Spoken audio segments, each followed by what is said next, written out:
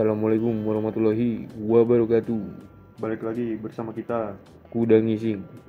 episode 7 Kali ini kita mau bahas tentang apa nih, Lai? rapot tengah musim para pembalap. Mantap, seru nih, Lai. Kita pembahasan Asik kali ya? ini. Asik. Nomor 1, Nomor 1 Francesco Bagnaia. il numero uno.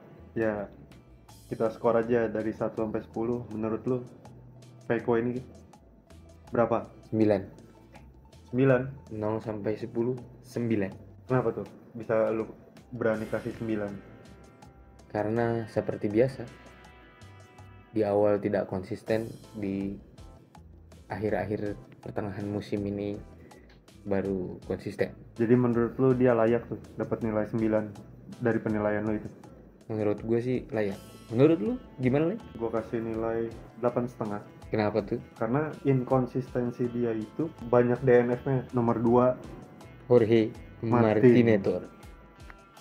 berapa penilaian dari lo? 8,5. 8,5. 8,5. Kenapa emang? Seperti biasa, di pertengahan ini dia mulai melempem, tapi nanti kita lihat. Jadi maksud lu awal musim dia bagus, tapi Konsisten, menuju tengah musim malah kacau gitu. kacau, ke pressure dia. Oh. Menurut gua. Menurut lu, Lai? Kalau menurut gua sih justru dia dapat nilai 9 ya. Kenapa tuh? Karena di ngelihat sampai tengah musim ini ya, walaupun lu bilang tadi menuju tengah musim dia kurang ya, tapi menurut gua Dia ini jauh lebih baik di musim ini daripada musim lalu. nah itu dia. I see. Karena konsisten loh dia. Betul, dia lebih mengerikan memang di musim ini daripada musim lalu. Nah, ya. Nomor 3 Marquez. Sang icon MotoGP. Berapa penilaian dari lu? 9,5. Wow, berani-beraninya ya. 9,5. Layak kah menurut lu? Sangat layak. Apa tuh alasannya? Udah berapa musim dia di Honda jadi pasien BPJS. Begitu dia mengendarai Ducati GP23, langsung ada di top 3 klasemen. Menurut lu gimana, Lai? Kalau gua untuk Marc Marquez ini gua kasih nilai 7. 7. Untuk seseorang sang juara dunia 8 kali dan selama jadi pasien BPJS dia nggak pernah merasakan 10 besar pun tidak. Dan sekarang dia hampir tiba di tahtanya. Menurut lu segitu? Iya, layak 7. Why? Menurut gua dia kalau untuk hasil ya, untuk tiap serinya dia bagus cuma di sprint. Betul, tidak pernah podium 1. Ya, podium 2 dia 3 kali. Ya, Untuk seorang Jordan 8 kali, menurut lu itu bagus sampai tengah musim? Menurut gua enggak. Dan kenapa gua kasih 7? Karena ya dia kebantu motor Ducati ini kan emang udah bagus kan, tapi untuk seorang pembalapnya yang Jordan 8 kali tengah musim posisi 3, menurut gue ya 7 cukup lah. Terus kita lanjut ke Enea Bastianini. Enea Bastianini Red Bull KTM Tech 3. Tech 3. Berapa penilaian dari lu? Dia semenjak pengumuman resmi ke Tech 3 performanya sedikit meningkat, 7,5 menurut gua. 7,5. 7,5. Jadi lu kasih nilai 7,5 itu karena performanya menjelang tengah musim ini jadi membaik gitu. Jadi membaik. Nah, kalau menurut lu Bastian ini berapa nilainya? Menurut gue Bastian ini dapat nilai dari gue 6. Kenapa tuh? Karena performanya layaknya pembalap tim satelit, padahal aslinya dia tim pabrikan. Bisa-bisanya dia kalah sama Marc Marquez ya. Ya, Marquez sama Martin, apalagi sama Martin, dia motornya sama loh sama Martin, tapi dapat dukungan teknisnya kan lebih banyak kan pabrikan.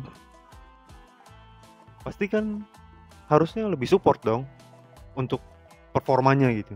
Terus kita ke Maverick Vinales. Maverick Vinales, teammate Enea Bastianini next season. Ya, berapa menurut lo nilainya? Sangat layak 7. Apalagi dia ngomong sebenarnya motor Aprilia ini nggak pernah nyetel lah, man. Hanya karena itu gua nilai 7. Menurut lu gimana, Lay? Kalau menurut gue Maverick Vinales ini 7,5. Kenapa tuh?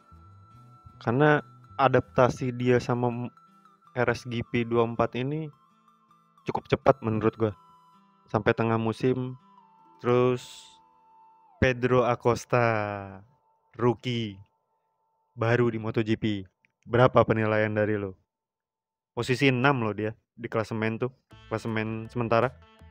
Nilainya Ya, penilaian sampai tengah musim ini menurut lo berapa? 8,5. 8,5. 8,5. Wow, tinggi juga tuh. Apa tuh alasannya tuh? Dia rookie. TRS.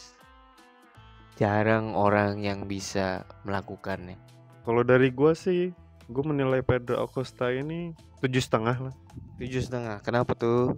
First impressionnya seri-seri awal menurut gue bagus.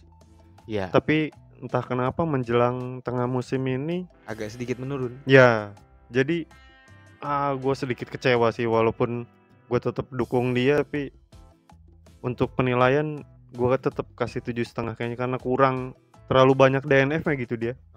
Lanjut ke Brad Binder, Brad Binder, the one and only seorang pembalap pabrikan KTM, berada di klasemen 7 di bawah rookie KTM. Berapa penilaian? 4,5. 4,5. 4,5. Wow, ekstrim sekali kan Anda menilainya. Dia yang gua gadang-gadang musim ini akan mengganggu Ducati Cup, nyatanya melempem. Sayang sekali. Dan parahnya kalah sama rookie. Menurut lu gimana? Kalau dari gua nilainya 6. Kenapa? Ya menurut gua ya, Sangat mengecewakan menurut gue sih. kalau menurut gua sih ya cukup ya. Kita lanjut ke posisi 8 di Fabio Di Gianantonio. Fabio Di Gianantonio 6. Nothing spesial dari dia. Karena Dari Grace ini ke VR46 kayak gitu-gitu aja sih. Balapannya nggak ada yang menarik juga, nggak membuat gebrakan juga. kalau gua sih menilainya 6. Nggak jauh-jauh dari musim lalu. Tapi untuk ukuran Fabio ini, Nyetel lah dia. Sama Ya. Ducati itu nyetel lah dia. ya kita lanjut ke Alex Espargaro. Berapa penilaian lo? Alex ya di masa penghujung karirnya, Ya, musim terakhir di MotoGP.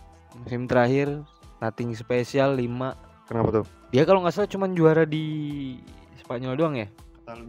Katalunya doang ya. Udah setelah itu Nemble jatuh, balapan gak jelas, kalah sama Vinales. Kalau gua ngasih nilainya 5 Kenapa tuh? karena ya penurunan performanya untuk musim ini. Habis itu kita lanjut ke peringkat 10 itu Alex Marquez. Berapa penilaian lu? Sampai tengah musim ini 5 lah. Dia nggak ada improve-nya. Kalau dari gua Alex Marquez ini nilainya 5. Apa tuh? Iya, nggak ada yang spesial. Lanjut ke posisi 11 itu Franco Morbidelli. Franco Morbidelli 7. 7. 7. Dia banyak poinnya, banyak nolnya loh dia. Pasti Walaupun dan DNF-nya banyak loh. 3 kali dia di race minggunya. terheran-heran kan? Kenapa Iya. saya memberi nilai 7? Yang perlu Anda ingat, dia tidak melakukan tes sama sekali di tahun 2024. Kalau dari gua nilainya 6. Kenapa? Le? Ya dilihat dari hasil sampai tengah musim ini, untuk ukuran pembalap Franco Morbidelli, latihannya bagus, akademi VR46, terus pernah jadi runner up. Adaptasinya terlalu lama menurut gua. Kita lanjut ke posisi 12 ada Marco Bezzecchi. Berapa penilaiannya Marco Bezzecchi menurut lo? Marco Bezzecchi, next teammate Jorge Martin, Aprilia 3. Wow, Rendah sekali Anda menilainya. Ya udah nggak pantas di Ducati. Kalau bisa putus tengah musim, putus aja tengah musim. Kalau dari gua sih nilainya 5. Kenapa? Ya cukup aja. Ya walaupun performanya jelek banget sih. Untuk ukuran Marco Bezzecchi di musim lalu dengan musim sekarang sampai tengah musim ini jomplang banget gitu. Kita lanjut posisi 13 ada Miguel Oliveira. Berapa penilaian? Miguel Oliveira, Aprilia Trackhouse Racing Team dengan manajer yang sangat berpengalaman. Ya. Miguel Oliveira 6 lah. Tinggi juga lu menilai. 6 menurut gue cukup. Dibilang progres nggak ada. Dibilang penurunan ya memang di situ tempatnya yang layak. 6. Berarti maksud lo emang sesuai dengan musim lalu juga emang dia gitu-gitu aja gitu. Iya memang gitu-gitu aja. Kalau gua sih ngasih nilainya 5. Kenapa? Karena jelek. Nggak ada peningkatan performa. Ya walaupun di Jerman kemarin dia bagus ya. Itu pun ya karena di iming-imingin harus perpanjang kontrak, jadi dia mau nggak mau panas gitu. Harusnya ya kalau emang dia ya skill ada, pasti ada gitu. Harusnya ya tunjukin dari awal gitu. Oh kalau lu ini di Jerman menurut gue laki ya. Oke, kita lanjut posisi 14 ada Raul Fernandez. Ya dia orang lagi. Gak ada bedanya sama Oliveira. Kalau nggak 6 ya 5. Memang tempatnya di situ. Tapi dia sempat mengejutkan di seri mana yang dia Katalunya. pole position ya? Katalunya. Pole position ya? Sempat mengejutkan tapi ya belum aja 1 lap udah kemana tahu tuh orang. Nggak jelas, tidak menjanjikan. Kalau gue nilainya 5. Kenapa tuh? Ya sesuai lah Dengan kemampuannya. Iya. Ya depak aja lah. Nggak jelas pembalap San Morian. Posisi 15 ada Fabio Quartararo. Fabio Quartararo yang sedang berjuang dengan Yamaha Monster Energy. Berapa penilaian lo? Berhubung dia sudah perpanjang kontrak 2 tahun ya. Ya. 6 lah. 6. Dia ini ngotot, sebenarnya masih punya skill. Terus sayang mungkin Yamahanya perkembangannya sedikit lambat, tapi ada progres. Untuk time attack sih udah mulai mendekati ya, tapi entah kenapa di race masih keteteran. Itu yang gua nggak ngerti. Kalau nilai dari gua sih 6. Kenapa tuh? Ya untuk ukuran Fabio Juara dunia ya mungkin karena konsesi juga kali ya, jadi nggak mikirin hasil tapi lebih fokus untuk riset ya. Masuk tapi sayang aja sih menurut gua, dia kan biasanya 10 besar gitu, tapi kayak kurang show off-nya dari dia kurang aja gitu. Oke, kali ini podcastnya cukup sampai di sini. Sisa pembalapnya ya kalian nilai sendiri aja lah ya, karena dari 16 sampai 20-an itu kayak udah langganan San Mori lah ya.